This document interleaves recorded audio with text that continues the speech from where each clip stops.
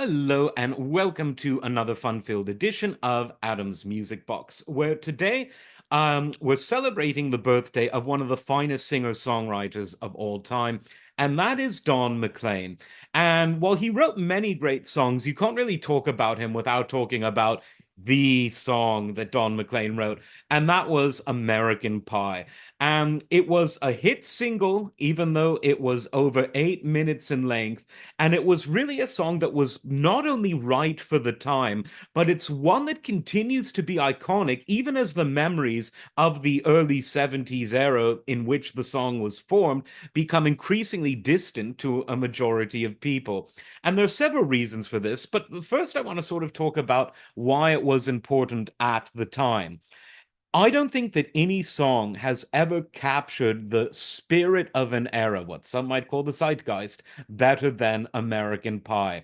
And it did so without being preachy. It did so without being political, two things that it would have been far too easy to do given the political and sociological climate of this Nixon era in the middle of the Vietnam War, just before Watergate, etc.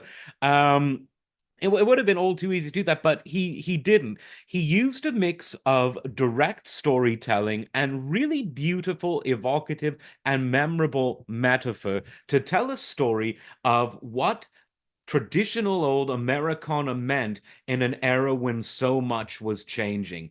And within that, the song talked about the things that were changing, the things that were always not as good as they seemed, the things that used to be better, and those good things that are still present in spite of the chaos of the present day.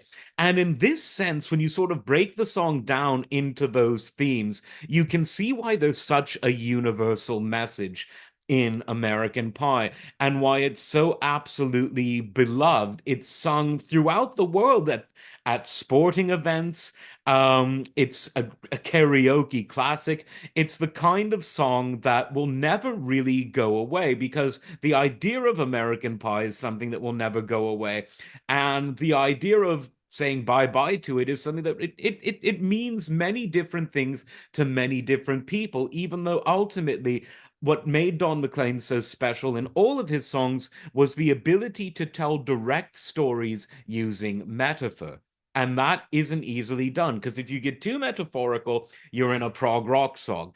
If you get too sort of definitive and too demonstrable, then you're losing that brilliant shine that poetry brings to lyrics when they're sung out loud.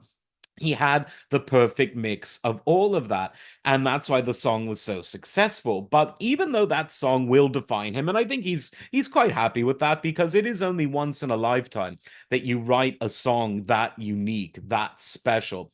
Another song on the very album that American Pie was on, the album called American Pie, was one of my favorite songs of all time, Vincent, a very different kind of song, a storytelling song about the life and death and dreams of the Dutch painter Vincent van Gogh.